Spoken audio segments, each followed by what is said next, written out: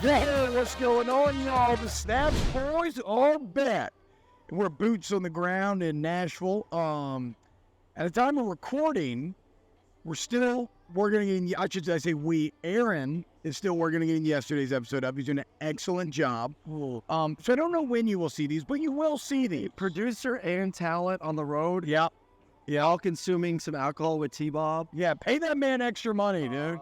Yeah, call it. I'll take a nice little bonus for SEC Media Days. I appreciate it. The wife's got to get a new car soon, so I don't know if that's the angle. Wife's got to get a new car. Like, you need to sound a little more desperate, maybe, if we're trying to work a raise out of him. Yeah, like maybe like something like with your kids need food or something like that. Like wife's car is my kids are starving or I'm a complete jackass of my money. That's true. I wanna like cross my legs, but it is so hot and my thighs are just slipping. Like my legs just slipping down. So I don't think I can. It's a very sweaty edition of Snaps today. But the reason why is because Aaron's all fucking hot and bothered because it's Georgia Day here at SEC Media Days. Aaron, a jarring disparity between how cool Jaden Daniels looked and how uncool Carson Beck looks. Explain yourself. What do you mean uncool? Carson wasn't here to look cool or not look cool. So, I mean, what comparison are you going to send him right now? So what I'm saying is, am I wrong? Carson has some swag. First off, I don't know if you've seen Carson. Carson's tatted up, has some swag. Okay, he does have a bit of inverse swag because he's balding, but like... That was Brock Bowers, you jackass. Oh, you're not being fucking dumb, dude. I was thinking they brought Carson. That's right, that was Bowers. Oh my God, I'm being dumb as fuck. Shit, do we have to start over now? Yes. Nah, fucking dude, let's just keep rolling. That shit don't matter. Anyway, Brock Bowers, not nearly as cool as Jaden Daniels. Georgia Day, though. Aaron, what was your biggest takeaway? I had some thoughts on what Kirby had to say, but I know all the Bulldog fans, they want to hear from you first. Listen, I had a chance to sit down with Kirby when he came to our Sirius room when I was doing that gig, and you could tell that there was some intensity to him because I think he was anticipating this day to go one way, and that is a lot of focus on off the field and on the off, which I get. There was a lot of off the field issues this year, but I think more people kind of as fast as they could geared it towards talking about football, talking about how good this football team is, talking about the coordinators, talking about Carson Beck and what they return on both sides of the football. So I think there was more football discussed than maybe I originally thought would be, which I think for him is what he wants to talk about. That's what I see. No one wants to talk about tickets and speeding and obviously the tragedy that occurred back in January. They want to start shifting mindset to football. I think most of that done today, I would say. Well, it's a little odd, right? There's a few weird dynamics in play right now with Georgia where because everything seems so perfect, any imperfection is going to be highlighted. Yes. But media days are generally about fun and about talking about football and about for whatever it can sometimes maybe become, it's about just like having a good time and previewing the season that we all can't wait for. We're so excited. So I think there's a few different forces at play where like the story, ultimately, the speeding tickets and everything, it's a tragedy. Yes. And so no one wants to be kind of harping on that or continually bringing it up. And it's like, and it's so easy to like, and then I think what you run the risk of is, and even we talked about on Snaps, this is actually what I felt like what I was doing, and I didn't like it. And it's like, you're almost exploiting this imperfection. Like maybe it wasn't tied to tragedy, it'd be easier to talk about, but it's just sad. It just makes me sad, the entire thing, like all the way around. Yeah. And the kids are speeding, and that's bad, and they need to figure it out. But I honestly don't think it's like a very good forum to hash it out. No, like it's not like I don't spot to do it. And it's not really like I don't even like talking about it publicly. So I mean, we can just move on. But that's if you're wondering why we're not like sitting here discussing it, I think that's why. I think what they're trying their best to stop it. I liked the players' answers on it a lot. It's got to be awful to have to answer questions about people that you knew, and it's kind of like. It's so kind of calloused or impersonal for these kids to be put in these spots where they got to answer questions like that. And I thought they did a good job. So whatever, screw that. Let's talk about the football. Well, I thought one interesting point that Kirby brought up to me is, because the culture aspect of it's brought up a lot. Like, is it a toxic culture? How's the culture? And he said the culture is great. I mean, look at our staff. The staff is majority of it is retained, besides obviously Monken leaving to go to the NFL. Yeah. Which, I mean, you get a chance to be an OC in the NFL for a team like Baltimore, you're going to take that opportunity.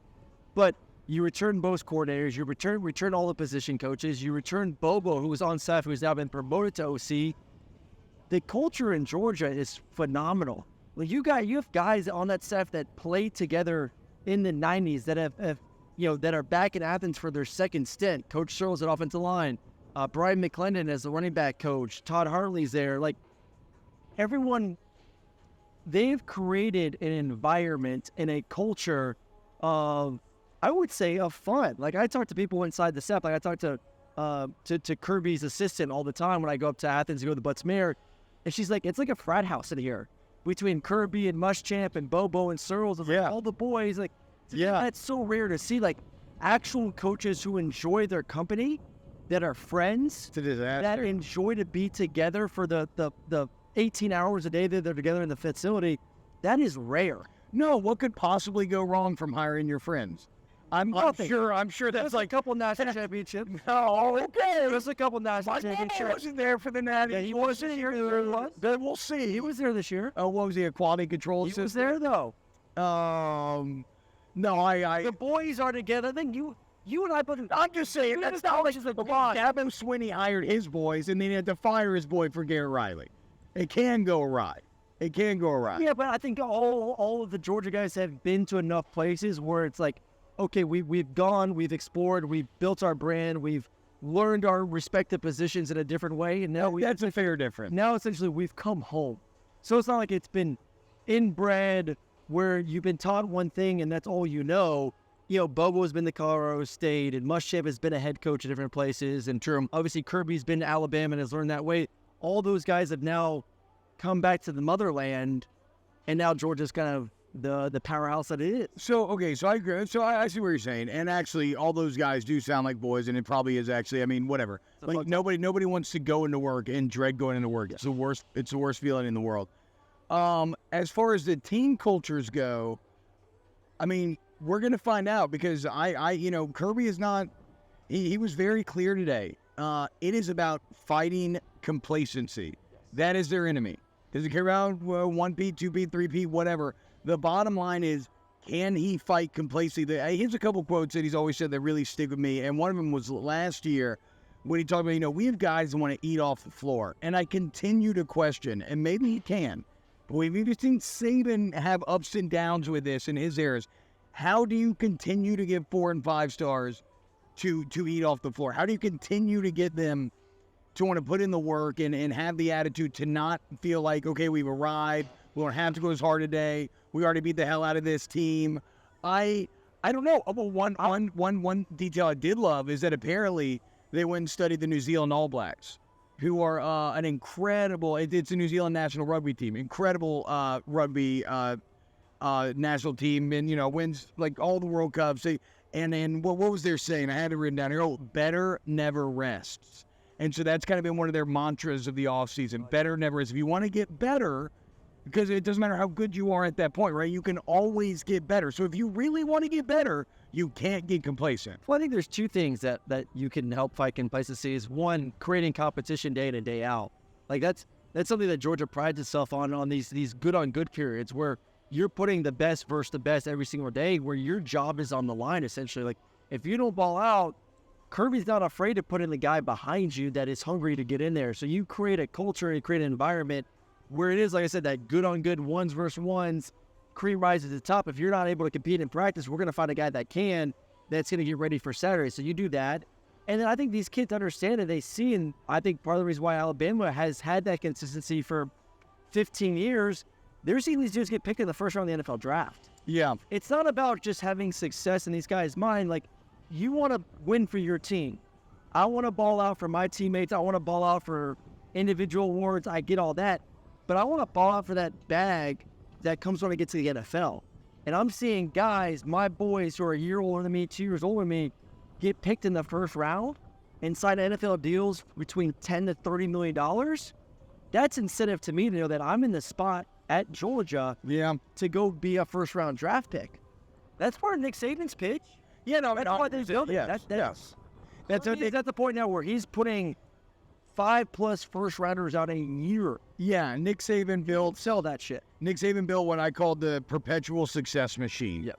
Where there was some stat a couple of years ago where it was like if you were a 5-star, you were like 40% more likely to be a first-round pick if you went to Alabama. Yep. So it became this idea of, okay, you get the best players because you win championships and put them in the NFL, but then you also keep winning championships and getting the best player and putting them in the NFL because you get the best players. So it becomes like a kind of cycle that starts to power itself. And that's where Georgia is. Look, you know how I feel. Georgia's going to be great. They're going to be awesome. I still think they're going to fall short of a national championship. I appear to be the only person that thinks that, though, because everyone we talk to, I've talked to a couple of Bulldogs. It's like Tony Barner inside of Bulldog, but, you know, he's super incredible rider, Georgia guy. Benjamin Watson this morning.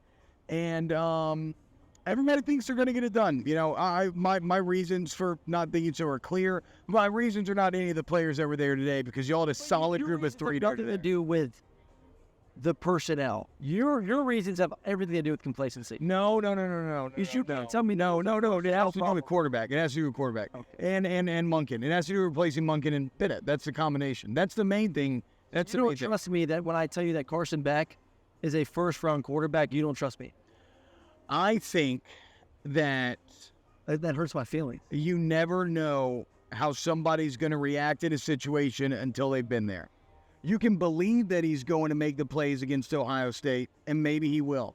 But I don't know that you can say that beyond a shadow of a doubt, is what I'm saying. I can buy that. Because Bennett's also someone who seemed to raise his level of play when it was demanded. Some people are fucking gamers, dude. That shit exists. I agree. No, I'm 100% with you. And Bennett is a gamer. He's a guy that it performs better when the lights are the brightest. I get that. And yes, we still need to see if Carson can be that guy that can perform, you know, down by 11 points to Ohio State and, you know, bring him back to win a national championship. I just think the talent around Carson this year is better than what Stetson has had, which will make up for that difference. That makes sense. Stetson didn't have. He had Brock, but now Brock should be better than ever heading into his third year. Yeah. He didn't have the depth at the receiving position. You know, the skill around Carson should make it a lot easier. Who's the running back that averaged 7 yards a carry last year? That's back this year. Watson was talking about this one. I'm blanking on his name.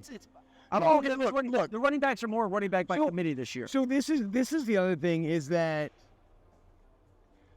you have to understand that when I'm critiquing Georgia, I'm basically critiquing like the statue of David, right? Yeah. Like it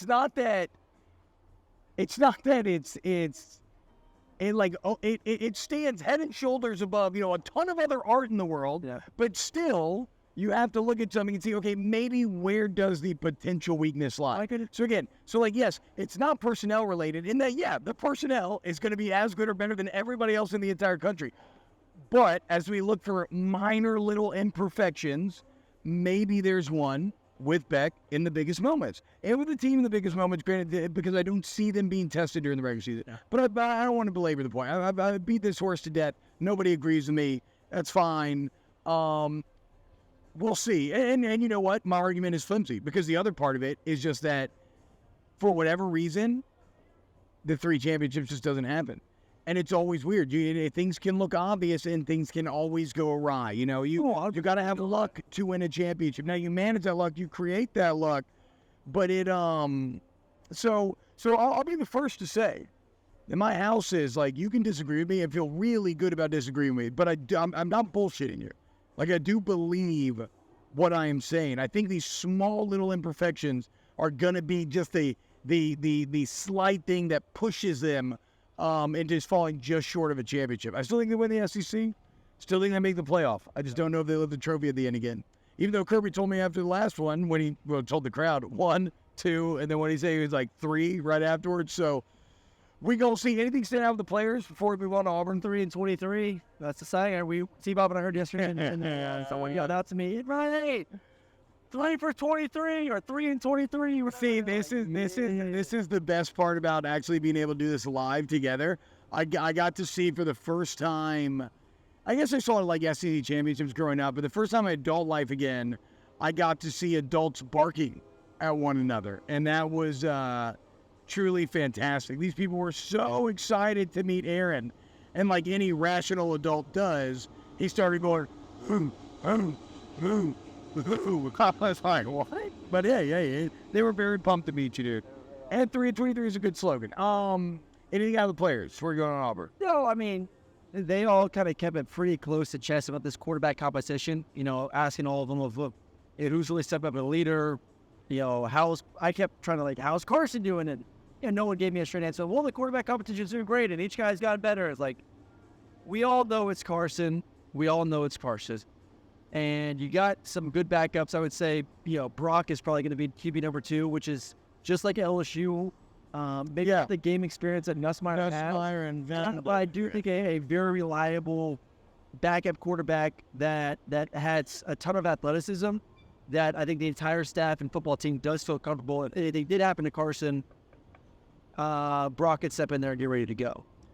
And, and then obviously Brock Bowers, incredible. Brock Bowers, also known as Carson Beck. Yeah, Jesus, fuck, dude. So why would you listen to anything I say to, you know? Look, guys. What the fuck are you talking about? I saw a balding white guy in my head just with the Carson like, Beck. Not balding, like sleeve, leg to Okay, can I make a dirty confession? Yeah. I don't know what fucking any player looks like. That's true. We played this with LSU's roster on my show, and I couldn't name anybody. I didn't know what John Emery looked like. I knew what Harold Perkins looked like. Like, bro, they got helmets on. Well, we fucking discussed the fact that, like, only X amount of teams have brought a quarterback, and you were giving me crap because Georgia wasn't one of the teams. Yeah, I know. Look, man, I'm just here to make sexual innuendo jokes and, like, be entertained. You all got a rough night last night. I actually did have a rough night. I had a fantastic. I've kept it very chill the first 2 nights here in Nashville. Okay, so Georgia looks great. Kirby was as enthralled. I actually, y'all probably think I'm lying. I love listening to Kirby Smart talk. Yeah. When he was talking 2 or 3 years ago about finding the little percentage points, like getting better around the edges this year with the All Blacks research and the better never rests. Like, I see why this man is so successful. It's the same reason why I love listening to Brian Kelly talk. On the Auburn front, dude, Hugh Freeze. You can have him back. Yeah, I mean, I like Hugh Freeze here. I do too. I feel like I'm supposed to say I don't like Hugh Freeze, and yeah, I mean, I don't know. Like my interpersonal interactions with Hugh Freeze have always been really great, and he's always been really kind to me. Yes. And even going back to like Ed Ogeron's Ole Miss football camp back when I was in high school. So yes, on a personal level, I've always liked Hugh Freeze. You know what? If somebody's kind of maybe made some mistakes with prostitution, it's the world's oldest profession. I'm not here to judge, do like whatever. The point is, it's been around longer than like sowing the fields and making food. I guess my hesitance, like I feel like I'm fumbling over my words because I know I'm not supposed to like him, but I think I do, and I just haven't admitted that publicly that much. But yeah, I like Hugh Freeze, and he's back at Auburn, and I actually think it's an incredible fit. Yeah, it's a great fit. What do you think Peyton Thorne's gonna do this year? I'm still hesitant to just crown Peyton Thorne the starting quarterback. I think Robbie Ashford could still get it. 100%. Peyton Thorne is not. Again, you went and took a guy. I think that's part to do with the fact that really Robbie was the only one because T.J. Finley was leaving. Robbie was going to be the only one on the roster with actually playing experience. Like you needed to get depth. Yeah. And you don't want to necessarily crown Robbie the starter, so it's nice to bring in some guy that has played a couple years of very competitive football there with Peyton Thorne at Michigan State, but he's yet to take a snap in this offense in front of the coaches. Like, what tells you that he's gonna be able to go in there and impress the coaches enough in 3 weeks to win this job? Or are you just saying that Robbie Ashford just shit the bed so bad during the ball that they're willing to give the job to anyone? Like, Peyton Thorne has to go earn it. Robbie's been there. He's been through spring at least. He knows the players on the team. I'm sure there's a natural leadership aspect that's already been going on with Robbie from last year. The athleticism I love. I don't want to count Robbie out of this thing before Peyton Thorne puts on an Auburn helmet and actually goes out there and practices. So I like Robbie Ashford, and you're right. I shouldn't be doing that. I like Robbie Ashford from a intangible standpoint. I think he's tenacious. I think he plays super hard. I think he was put in a pretty bad spot by Auburn last year. Yeah. And was really thrust onto the main stage. He just looked like he just couldn't really throw the ball. Yeah. Now, maybe that was a part of Brian Hart. Great. Maybe that's a part of like Brian Harsin's offense, and then you got Cadillac as the interim, and I trust Hugh Freeze developing a quarterback's strengths as well. Like Hugh Freeze is not someone who's going to try to square peg round hole a guy. Like he will develop the offense around it. So maybe it is still Robbie Ashford, which I would love because I can continue to say that. But what are your expectations for Auburn? Been around him too. I think the biggest issue with Auburn this past couple of years, I mean, even going back to when Bo Nix was the quarterback, is, Bo I thought played great. You know what I feel about Bo Nix, especially his time there at Auburn late in his career. But there has been a lot of support around these quarterbacks. There has not been elite receiver play. There has been average offensive line play. They've had some really good running backs, but other than that, it's been a quarterback has to party fell over. It's an empty beer. The wind is picking up. By the way, there's like 80-mile-an-hour wind incoming as we are filming this episode. So, I mean, I've talked to a fan of the show, Cole Cubic, a couple times about this, and he's let us know that he has improved almost every position on that roster through the transfer portal. Yeah. They've been, I think, the number 4 by 24/7, and number 14 when it comes to bringing in guys through the portal. So they're a good team. They're over the 50% blue chip ratio too. Yeah. Which is crazy to think about. Like, we think Auburn's like in the shit right now.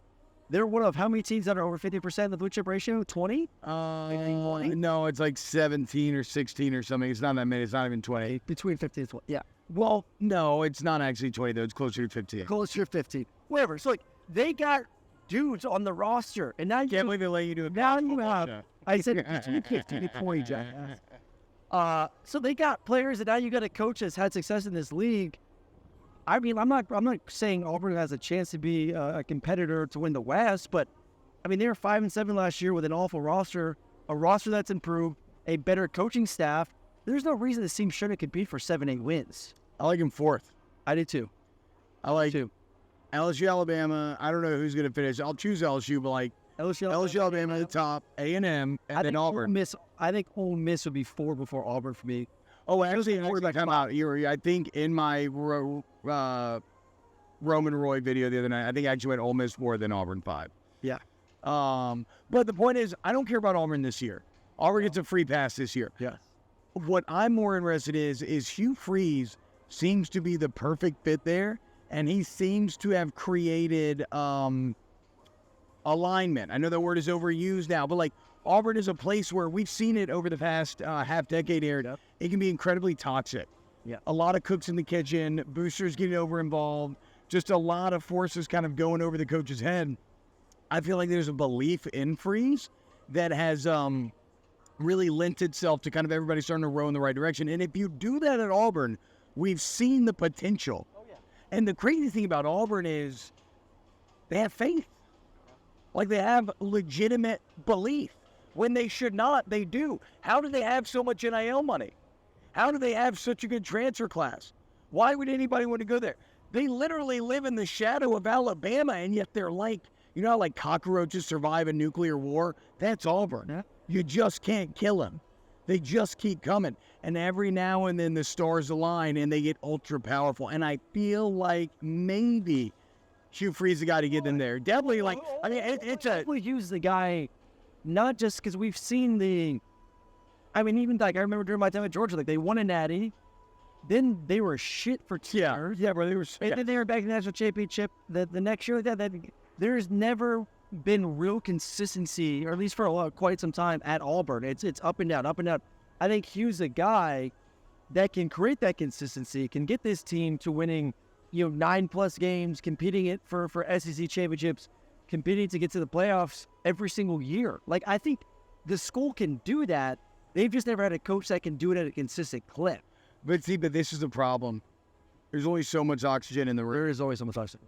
If Kirby's going to be good, if Saban's going to be good, if Kelly's going to be good. Yeah, but now that would be crazy to think about. Auburn being consistently better than Bama. for like 5 to 6 years. I mean, it's happened in the past. It's just been so long. But then also, like, is Lane good? Well, then what's left over for Lane? What's left over for A&M? Like, there's only so many wins to go around here. Yeah. I mean, we were going like the big thing, and as we transition a little bit to Mississippi State, but a lot of people have Mississippi State as the last team in the SEC. Yeah, that's where I landed. Which is crazy because they're not a bad football team, but it just shows you how good the SEC West is. Bro, they got third in the West last year. But They beat Ole Miss to break so they both finished 4-4, but they got the tiebreaker. Ole Miss. They were third place to LSU and Alabama in the West last year. And now they're everyone's, last pick at the SEC West, but I don't think it's saying that Mississippi is a bad team. It's just saying that the SEC West it's loaded this year. Yes, and Mississippi State is just dealing with Coaching different. its own unfortunate circumstances. I mean, tragic. But still, even if No, if Leach was there, they would not be picked finish last. would they not? Where would you have them then? They would still be. I'd have them ahead of Ole Miss. I wouldn't. With Will Rogers returning? No. I just feel like the problem they run into now is, well, no, I would, because they did it last year and went 4-4. Like, I would have to. I would have to force myself to. I get what you're saying, because Lane, Dart looks like he's going to be good, Judkins, but, at the end of the day, I'd probably have Mississippi State in the middle pack. But the problem is, they're struck with tragedy, so they already are kind of forced into an awful situation. Then they hire a guy that we don't know if he's a good head coach or not. Yeah. And you're talking about not just going from a legendary coach and now someone who's ever done it before, but going from someone who philosophically ran something different than anybody else in the entire country to now what are you going to be? And how does that – because it's weird. There's no way you should be picked to finish last if you're coming on a 4-4 season and you have your quarterback returning that's been started for 3 years. No, I'm with you. I think, I talked to Neil Heisel about this morning. We're kind of trying to debate this a little bit. Like, what's going to be the harder transition? Receivers, running back, and a quarterback having to transition from a air raid offense to more of a pro style offense, or an offensive line that has been used to just the offensive lineman, an offensive line that has been in pass protection for 90% of the time over the past 4 years. In theory, it shouldn't be that bad because run blocking is easier than pass blocking. Now, in their new system, when they go to pass the ball, what I'd be more concerned about is what's the time? Well, yeah, what's the time when Will Rogers is getting that ball out of his hand? Because generally in the air raid, a lot of times Rogers is protecting himself. Like, there were times when Mississippi State's O-line would be getting their ass beat, but it didn't matter because the ball was coming out. Well, the big difference, too, you're not going to get drop bait every time now. Yeah. I mean, the offensive line last year was getting 2 double teams, maybe 3 double teams. Yeah. Running back stayed in every single time. I mean, there's a 3-down rush with 8 guys dropping the coverage to stop the air raid. Now, all of a sudden, benefits to Will Rogers. You get to go against defenses that aren't always doing drop 8, but from an offensive line standpoint, now you're going to get more 4 down. Now you're going to get more blitzing. So that's a big difference from having to face like I said, 3-man front for the majority of the season too. That's completely fair. So the problem with Mississippi State is that I just don't know. Yeah. I just don't know. And so ignorance breeds distrust, which breeds a lack of expectation. Yeah. Right? Like, I like Hugh Freeze at Auburn. I like Lane at Ole Miss with Dart coming back. I like all these other teams because I know them more. So I actually have a special affinity for Mississippi State. I really like that fan base. I don't know why. I don't have any great reason. I've always liked them. I would love for them to prove me wrong and be more frisky than I would think. Big football guy. I mean, look at me. I'm into farming, country music, God, Hugh Freeze. It's all the same. Well, I guess I don't know Mississippi State fans are. But okay, you seem like you don't want to talk about Clark Lee and Vanderbilt. What's up? No, that was just about to make the transition into saying the Bears, bro. The hometown city of the Commodores. We got to show them some love. If you're gonna come down here, you're gonna figure out how Vanderbilt plays football. You ever see that video? Oh man, okay. I got to show you that afterwards. But we're in the home of Vanderbilt. Clark Lee announced today extended through 2029. I love Clark Lee. Going from 2-10 winless in the SEC to 5-7. With Kentucky beating Florida. They finished 2-6 in the SEC last year. Yep. Almost getting bowl eligible. That's a big jump. Now, as he talked about today, he wants to acknowledge the improvement, but he doesn't necessarily like how much they're being celebrated for 5-7, because a lot of people do kind of view this as maybe the potential ceiling. But if you look at Vandy, they've got over 700 $100 million of construction projects going on right now. They are $300 million for football. Yes, alone, and then $700 million total, right? So they're investing in sports. Look around, you can't see it. Everywhere we look, there's hammering, cranes, welding. So like Nashville is exploding. Yep. There's huge investments in sports, and Vandy does represent something unique, where you're not going to find a better education in the entire SEC. So Clark Lee is trying to, and they'll never be able to reach the heights that the baseball program has on Tim Corbin and the Vandy boys, but he's trying to emulate a portion of that, right? Yes. Vandy can be better than they have been. They don't have to be absolutely hapless, and now they're kind of putting their money where their mouth is, trying to figure it out. And I like Clark Lee as that guy to get them there. A very cerebral coach himself. Well, a guy that's been there, played there, that loves Vanderbilt, just gave him a contract extension. So, like, they're investing in him. They're investing in the facilities. They need to invest in a better game day experience. Like, they need to do They're doing that. They need to do a better job of getting into the community in Vanderbilt and letting the people of the city know this is your team. Yeah. Because it is, and you will never be able to sell a 4-star player or even a 3-star player who goes to a game in Vanderbilt and sees 80% of the It's stadium all the other stuff. filled with the other team. Why the hell is a 4-star guy would I want to go there? Like, you need to find a way to incentivize, get your ass in the community, and sell Vanderbilt football that this is your team, Nashville. Well, that's where Clark Lee Along with comes obviously the into play. Titans, this is your team. We need you. Because that's, to me, that's the missing piece right now. You add academics, you're going to have facilities, you're going to have the coach. I know academics is a two-edged sword here because it does hurt you a little bit with some administration stuff, but you can still get top guys that can figure out the academic stuff. You need to improve the entire game day experience for players and for fans to show people that to show the players that fans actually give a shit about the football program. Academics do not become a negative until you're trying to compete. Until you're trying to compete like at the top level. Like look at Notre Dame, look at Stanford when they've been good. Look at like Vanderbilt. So academics, yeah, they can be sold as a positive to a point. Yep. Then it maybe becomes prohibitive. They're not there yet. I think that Clark Lee, that's on him to be able to get the community buy-in. College football is about the head coach. Why do I not know any of the players and how they look? Because they change every year. You know who doesn't? The head coach. It is that guiding philosophy, that guiding kind of leadership that ends up determining how a program goes. And and as far as the stadium game day experience, they're reworking the stadium. I think it's going to be down to like 30,000 people this year. But when all the construction's done, it's going to be a tight 34,000, premium seating, a lot of nice amenities. So that's a smart focus for Vanderbilt. We don't need to try to do 90,000, 70,000. F that, dude. We need something that's going to be like, I want to go to the game. Yes, It's a really cool soccer stadium. Like a nice one, good seats. I want seat backs. Yeah, I want to get good food, beer. You're in Nashville. You can get good fucking food and beer. Yes. Live music. Have a beer garden. Like, you can do that. Invite the damn country music stars. Turn this into like, when Snoop Dogg's at USC. Like, this needs to be country music stars at the game, performing or on the sidelines. This is the cool spot to be. Well, Saturday afternoon. We went to the National Sounds yesterday. Shout out Sounds. We got to do a little batting practice. And not to brag, but the Snaps boys probably did second and third best besides Darinoka. Aaron was second. I'd say I came in third in terms of overall contact, hit 95, no problem. But we were talking to the guy. The Sounds is a local minor league team here. And he was saying that some nights like the stadium will be empty, but they have this little bar out there where they have like music and everything. It'll be packed. Like, you can do something similar, only the stadium won't be empty because it's football. Yep. And people love football over minor league baseball. So I think Vandy's on the right track. That said, I think they finished seventh in the East. Yeah. I think they go bowling though. You think they get to 6-6? I think they got a great start to the season, man. They got it, but they're kind of challenging themselves out of conference.